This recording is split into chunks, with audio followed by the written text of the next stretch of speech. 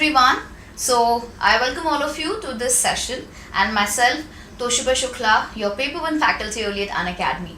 So आज इस class में एक शॉर्ट वीडियो है जिसमें हम ले रहे हैं एग्जाम स्पेसिफिक रेलेवेंट इन्फॉर्मेशन कि एग्जामिनेशन में आपके हर बार कैसे क्वेश्चन पूछे जाते हैं, तो उस थ्योरी को पकड़कर एक छोटा सा टॉपिक आज इस छोटे से वीडियो में हम क्लियर करेंगे। पर सबसे पहले I would request you to kindly like the session, kindly share the session अपने फ्रेंड्स के साथ, ताकि ये वाला जो इन्फॉर्मेशन है, आई एम श्योर आप सबने इसका नाम सुना होगा, ये जो टॉपिक आपको दिख रहा है, that what is web 3.0, 2.0, 1.0, it's like it has been asked so many times and still I notice कि स्टूडेंट्स इसमें कंफ्यूज हो जाते हैं। कुछ ना कुछ ऐसा डिटेल पूछ लेता है एनटीए कि आप कहीं ना कहीं कंफ्यूज हो जाते हो कि एग्जैक्टली इसमें होता क्या है। So let's quickly in this like coming 10 to 12 minutes try to cover what exactly is this. तो एक ये क्वेश्चन आपके सामने है ये प्रीवियस ईयर क्वेश्चन है। Which of the following statements are correct with reference to web 3.0। तो आपको अगर अभी ये क्वेश्चन बन पा रहा है तो बहुत बढ़िया है। Web 3.0 technology puts user data and web content into the user hand. Centralization is the core tenet of Web 3.0. Web 3.0 world blockchain based network transaction and business will thrive in the coming years. So here you can see the question is like little typical, थोड़ा सा अच्छे स्तर का question है कि इसमें से सही क्या है। तो मैं आपको 1 मिनट देती हूँ, एक बार आप इसको पढ़ लो। क्या आप इसको आंसर कर पा रहे हो?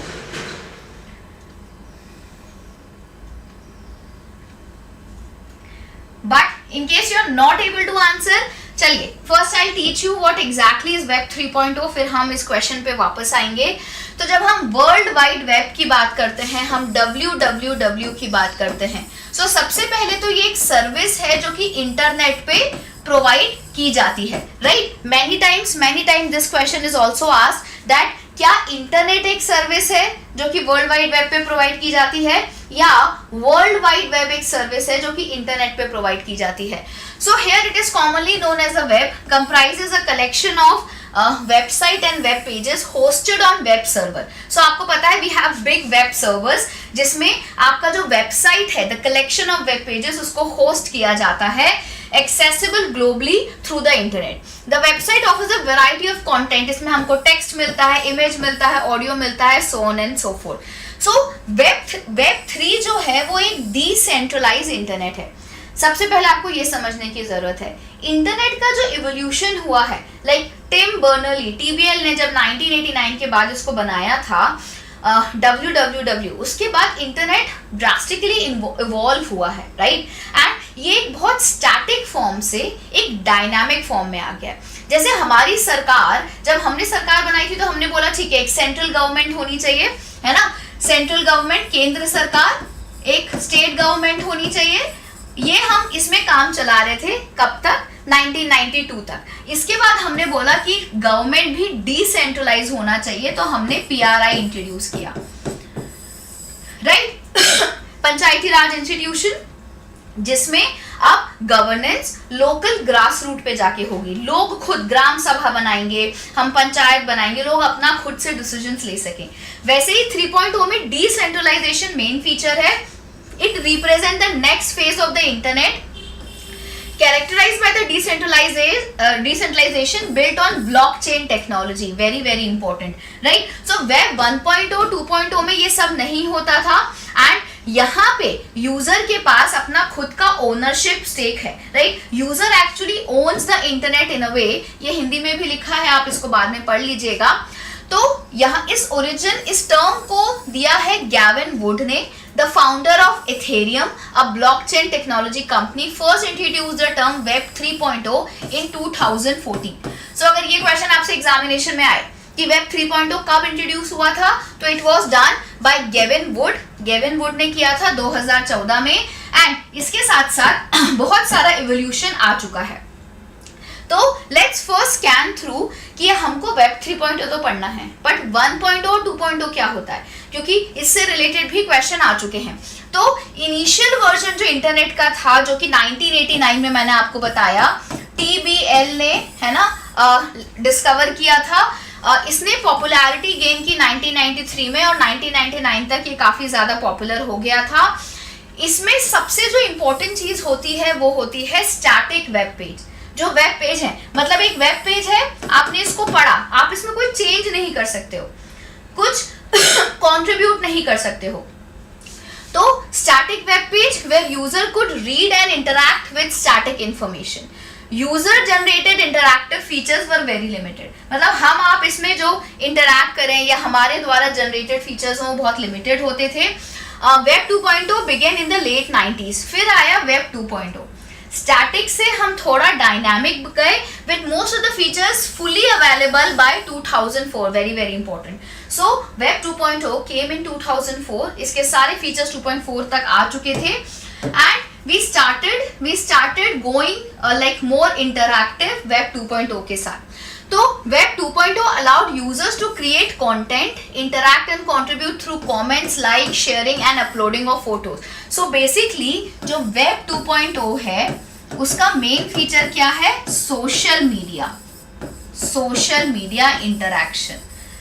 तो ये आपसे एग्जामिनेशन में पूछ सकते हैं। एक बार पूछा था कि क्या वेब 3.0 का मेन फीचर है इंटरैक्शन? नहीं, 3.0 में तो ऑब्वियसली सब कुछ होता है, पर 2.0 में सोशल मीडिया इंटरैक्शन आ गया था जिसमें हमने फोटोज वगैरह अपलोड करना, लाइक। तो यहाँ पे क्या है? यहाँ पे यूजर जनरेटेड कंटेंट है, राइट। अब 3.0 की आवश्यकता क्यों पड़ी? क्या चुनौतियां थी ऐसी? अब there is a concentration of internet data and traffic in the hand of the few companies. जैसे हम नेट न्यूट्रलिटी के बारे में थोड़ा बहुत हमने डिस्कस किया था, वैसे ही 2.0 में देखा गया कि कुछ कंपनी ही इंटरनेट को ओन कर रही थी, जिसमें कि जैसे आपने सुना है Google. So maximum things our own by Google. अगर हम सर्च इंजन करें, हम जीमेल देखें, फिर लगा कि नहीं, हमको इस इंटरनेट को डिसेंट्रलाइज करना चाहिए। जैसे हमको सरकार को केंद्र और राज्य स्तर से ज़्यादा हमें गाँव में डिसेंट्रलाइज करना चाहिए, वैसे हमने लोगों में डिसेंट्रलाइज किया। एंड इसके कारण से क्या हो रहा है? 2.0 में प्राइवेसी का कंसर्न था, security, misuse, everything was there. और जो इंटरनेट का ओरिजिनल आइडिया था कि हमने इंटरनेट को बनाया था ताकि हम सब चीजें शेयर करें, हम एक ग्लोबल स्पेस बनाए, डेमोक्रेटिक स्पेस बनाए, वो एकदम खत्म हो रहा था। So that's why significance of 3.0 ने एंट्री ली। इसके फीचर्स क्या है? Decentralise and fair internet, elimination of intermediaries, मतलब अब हम ब्लॉकचेन यूज करते हैं। देखिए, ब्लॉकचेन एक बहुत इंपॉर्टेंट टेक्नोलॉजी है जो कि आपकी क्रिप्टो करेंसी में भी यूज होती है ना। क्रिप्टो इट्स लाइक एक लिंक्ड लिस्ट पढ़ते हैं हम कंप्यूटर साइंस में। हम लिस्ट के फॉर्म में, चेन के फॉर्म में डेटा स्टोर करते हैं और इसको कोई सेंट्रलाइज अथॉरिटी मैनेज नहीं करती। हम कहीं से भी डेटा ऐड कर सकते हैं। जैसे अगर हमने क्रिप्टो करेंसी बिटकॉइन को माइन किया, सो हम ब्लॉकचेन के माध्यम से उसको उसमें ऐड कर सकते हैं। तो ब्लॉकचेन का यूज हर जगह होता है, मेडिसिन में, क्रिप्टो में, and of course here as well in web 3.0। तो ट्रांजैक्शन डिटेल को रिकॉर्ड करता है, enabling peer to peer transaction. इसमें ट्रांसपेरेंसी होती है, जैसे हम ICT ई गवर्नेंस के फीचर्स पढ़ते थे, है ना। So basically decentralise autonomous organisation where governing and business rules are transparent और किसी सेंट्रल अथॉरिटी पे डिपेंडेंट नहीं है, तो काफी ज्यादा ये ट्रांसपेरेंट है, राइट।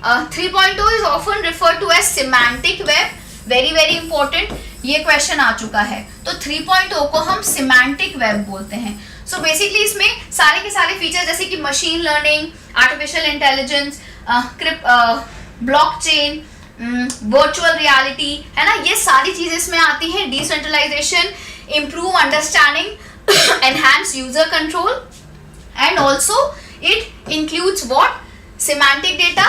तो ये बार बार ये जो कीवर्ड्स हैं ये आपको याद रखने हैं। इसमें डिसेंट्रलाइजेशन होता है, ब्लॉकचेन टेक्नोलॉजी होती है, डिस्ट्रीब्यूटेड डेटा होता है, डेटा की integrity, security and transparency maintain होती है। ऑल्सो हम इसमें मेटा डेटा यूज करते हैं, राइट। सो बेसिकली डेटा का सर्च अच्छा होता है, इंटीग्रेशन, ऑटोमेटेड रीजनिंग, ये सारी चीजें होती हैं क्योंकि हम सिमेंटिक डेटा यूज कर रहे हैं। So 3.0 is a much better version than 2.0 and of course 1.0। Artificial intelligence is also one of the feature. Linked data, so link data है, हम लिंक्स बनाते हैं डेटा के बीच में ताकि मशीन इसमें आराम से अंडरस्टैंड करें और रिलेशनशिप भी बनाए। Here you have NLP as well, जिसको हम बोलते हैं नेचुरल लैंग्वेज प्रोसेसिंग। ये आपसे एग्जाम में पूछ सकते हैं। NLP क्या होता है? इसमें हम लैंग्वेज को प्रोसेस करते हैं। जैसे फॉर एग्जांपल हम बात कर रहे हैं चैट GPT की, हम बात कर रहे हैं एलेक्सा की, हम बात कर रहे हैं सीरी की। सो ये नेचुरल लैंग्वेज प्रोसेसिंग रोबोटिक्स में आता है। ये भी आपका सिमेंटिक डेटा और 3.0 का एक फीचर है।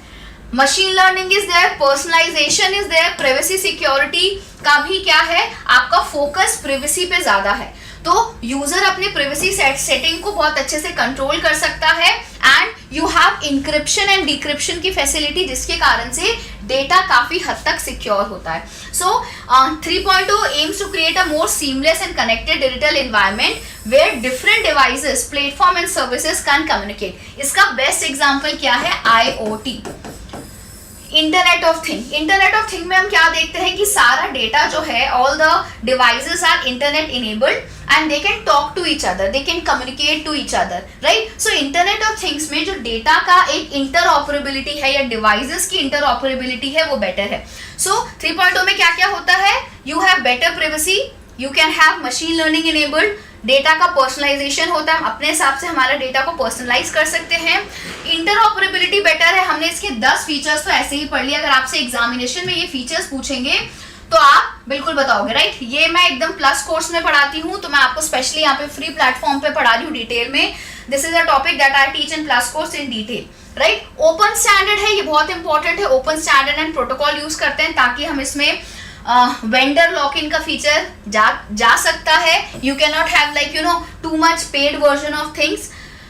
डेटा ओनरशिप, यूजर के पास ज्यादा कंट्रोल होता है डेटा का, राइट। तो ऐसे कुल मिला के 10 से 12 फीचर्स हैं जो 3.0 को बेटर बनाता है। प्राइवेसी है, डेटा ओनरशिप है, यूजर स्टैंडर्ड है, राइट, यूजर स्टैंडर्ड है। Then we have what, machine learning, personalisation, interoperability, linked data, artificial intelligence, natural language processing, and we have blockchain technology, we have decentralization, and we have semantic data, right? So semantic, all these features make 3.0 the thing that we all need right now, moving from 2.0 which was having many not exactly so many things that we needed. So यहाँ पे अभी कुछ ऐसा है कि अभी बहुत ज़्यादा इसमें ये initial stages पे है। इससे रिलेटेड कुछ स्केप्टिज्म भी है। There is some kind of confusion also how it will be controlled, academia questioning where it will be addressing the issues. तो आर्किटेक्चरल चेंजेस भी हैं, तो काफी सारे इश्यूज भी हैं। ऐसा नहीं है कि it's like perfect in its form, but still it is very good, है ना। तो एक टेबल है, इसका आप चाहें तो स्क्रीनशॉट ले सकते हैं, और ये हर एग्जाम में बार बार कहीं ना कहीं आपसे पूछते हैं। तो 1.0 mostly read only, 2.0 read and right, 3.0 portable and personal, 1.0 पे कंपनी फोकस है, ये कम्युनिटी फोकस है, ये इंडिविजुअल फोकस है। Very important. इसमें होम पेजेस होते हैं, इसमें ब्लॉग्स और विकीज होते हैं, इसमें लाइव स्ट्रीमिंग वगैरह होती है जो आजकल होता है। इसमें कंटेंट को ओन किया जाता था, इसमें सोशल मीडिया से शेयर किया जाता था, इसमें कंसोलिडेट करने लग गए हैं। ये इसमें वेब फॉर्म्स होते हैं, वेब एप्लीकेशन इसमें होती हैं। वेब 3.0 में स्मार्ट एप्लीकेशंस होती हैं। Here you have directories, we started to tag in 2.0, user behaviour. यहाँ पे पेज व्यूज हम काउंट करते थे, कितने पेज व्यूज है। यहाँ पे हम कॉस्ट पर क्लिक, कितना क्लिक हो रहा है ना, आई फॉल्स कितने हैं। यहाँ पे हम user engagement, everything is about engagement. Instagram पे, फेसबुक पे, ट्विटर पे हम देखते हैं कि किसी भी प्रोफाइल का एंगेजमेंट कितना है, उस हिसाब से व्यक्ति को पैसा भी मिलता है, उसकी रीच ज्यादा होती है। यहाँ पे हम बिहेवियरल एडवर्टाइजमेंट यूज करते हैं, यूजर का बिहेवियर देख के एडवर्टाइज होता है। जैसे आपने कहीं पे सर्च किया कि मनाली, तो आपको हो सकता है तुरंत गूगल पे आपको दे देंगे होटल्स इन मनाली, तो एडवर्टाइजमेंट हो रहा है आपका बिहेवियर देख के, क्योंकि यहाँ पे सिमेंटिक वेब है, मशीन लर्निंग है, यहाँ पे एवरीथिंग इज डायनामिक और यूजर अपना डेटा को क्यूरेट कर सकता है। फाइन, सिमेंटिक वेब यहाँ पे ब्रिटानिका टाइप का होता था, यहाँ पे वेब 2.0 में विकिपीडिया आ गया। Here you have semantic web, right? So you have encryptions as well that we use. So ये table important है. Maybe you can pause the video while you're studying and you can take a screenshot. Please make sure आप इसको अच्छे से करके जाएं, ठीक है। तो वापस से हम उस क्वेश्चन पे आते हैं जो मैंने आपको क्लास के पहले बताया था, इतना डिटेल में हमने पढ़ लिया है। So the question that was asked in previous year, this is the question. Correct बताना है. Web 3.0 puts user data and web content into the user hand. बिल्कुल सही बात है. ये डेटा को यूजर के हैंड में रखता है, मतलब डिसेंट्रलाइजेशन कर रहा है. सही है. Centralisation is a core tenet. क्या सेंट्रलाइजेशन इसमें कोर है? नहीं, ये तो पूरी कहानी को उल्टा कर दिया. यहाँ पे decentralisation is the core tenet of the web 3.0. right? So here you can see why this is going again and again. Yes, so ये एकदम गलत है. If we can remove B, we have only A and C. In Web 3.0, blockchain-based network, transaction and business will thrive in the coming years. That's true. In the coming year, we'll have blockchain, we have the business, we have semantic web, everything. But centralization is not the core tenet of Web 3.0. So that's how you can eliminate if you know the basics. और ऐसे ही question और भी आ चुके हैं, एक मैंने सिर्फ example दिया है. So I hope from now on you will not be getting confused in the terms of Web 3.0, 2.0 and 1.0. ये बार बार पूछा जाता है, तो इसको एक बार अच्छे से पढ़ लीजिएगा, नोट्स बना लीजिएगा. And also let me know that how did you like the session. क्या आपको इस क्लास में अच्छा लगा, और ऐसे आप और शॉर्ट वीडियोस कॉन्सेप्ट चाहते हो मेरे एंड से, तो मैं एग्जामिनेशन तक आपके लिए और छोटे छोटे वीडियोस लेकर आऊँगी, जिससे आपके कॉन्सेप्ट क्लियर हो जाएंगे. Right. So thank you so much. Yes, also very very important thing that right now we have an offer, that is 25% offer is currently running, right? So make sure you get the offer and you utilize that offer where you will be getting discount, right? So here I will be showing what exactly is that offer. Yes. So I forgot to include that slide in that thing. अगला topic भी मैंने तैयार करके रखा है आपके short video के लिए, उसी से मैं आपको पढ़ा रही हूँ. सो अभी आपको 25% ऑफ मिल रहा है, right, on the courses at Unacademy. You can buy the courses at 25% off. So यहाँ पे आपको दिसंबर 2024 का अगर आप अटेम्प्ट दे रहे हो तो 6 महीने प्लस 2 महीने आपको 7,000 में मिलेंगे. एंड अगर आप अगले साल जून टारगेट कर रहे हो तो आप 11,000 में 14 महीने का कोर्स ले सकते हो. आप मेरा कोड यूज कर सकते हो, here Toshiba JRF, right. And as you can see I am running many courses right now. अभी एक प्रैक्टिस कोर्स चल रहा है जिसमें हम बहुत ही डिफिकल्ट अमेजिंग PYQs और MCQs सॉल्व कर रहे हैं. इसमें मैं नए क्वेश्चंस लेकर आई हूँ हर सब्जेक्ट के, सिर्फ आपके लिए. तो इसको भी आप एनरोल करिए. इसके साथ साथ एक क्रैश कोर्स चल रहा है जो कि सुबह 10 बजे होता है ना. Also we have a weekend batch running. अगर आप वीकेंड में पढ़ना चाहते हैं तो आप उस बैच में एनरोल कर लीजिएगा. एंड जुलाई से we will be starting afresh, जो हम दिसंबर को टारगेट करते हुए पढ़ाएंगे, जिसमें हम पूरा पेपर 1 कवर करेंगे. So thank you so much. This was it from my side. Make sure you note this offer and you get the subscription also. It is valid till May 18th. And take care guys, this is Toshiba Shukla, your paper 1 faculty only at Unacademy. See you soon.